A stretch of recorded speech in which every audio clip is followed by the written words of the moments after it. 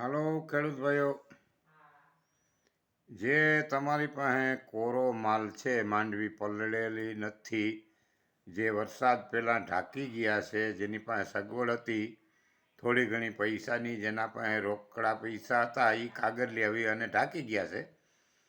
એ ખેડૂત ભાઈઓને એક આપણી વિનંતી છે કે તમે કોરી માંડવી જે છે બિયાણમાં હાલે એવી વેચવા જાતા નહીં.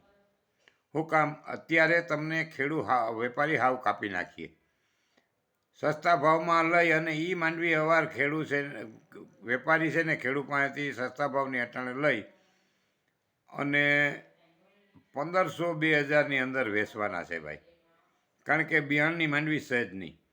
હવે 10% માંડવી ઢકાણી હોય તો ભલે, 10% ઢકાણી નથી.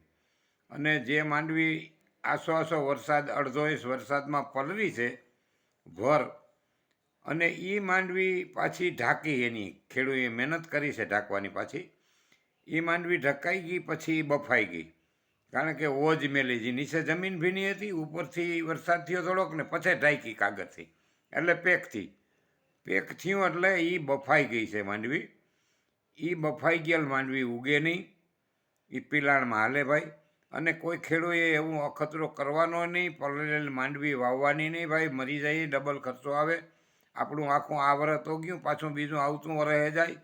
એટલે વિચાર કરજો મિત્રો, તમે કોરી માંડવી ભલે બહુ વધારે પડે ક્યાંકથી લઈ અને કોરી માંડવી હાચવજો, અને બિયાણ માટે હાચવજો, અને ખેડૂને આપજો ભાઈ.